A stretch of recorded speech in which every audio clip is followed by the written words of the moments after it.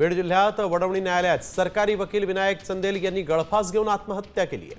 या प्रकरणात न्यायाधीशासह अन्य एकावर गुन्हा दाखल झाल्याने जिल्ह्यात आणि न्यायालयीन वर्तुळामध्ये खळबळ माजली आहे।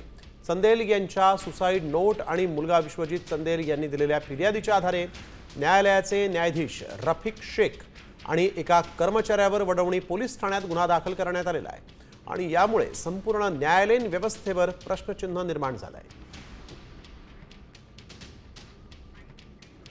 माझ्या मुलानं लिहून ठेवल्याबद्दल माहिती दिली।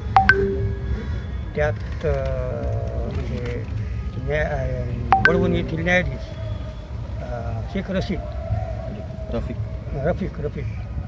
आणि त्याच्या जवळचा कारकून ताजडे हे मला मानसिक छळ करीत आहेत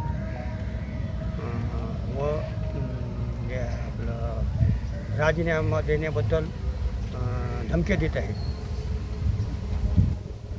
तरी मला आता आत्महत्या केल्याशिवाय पर्याय नाही।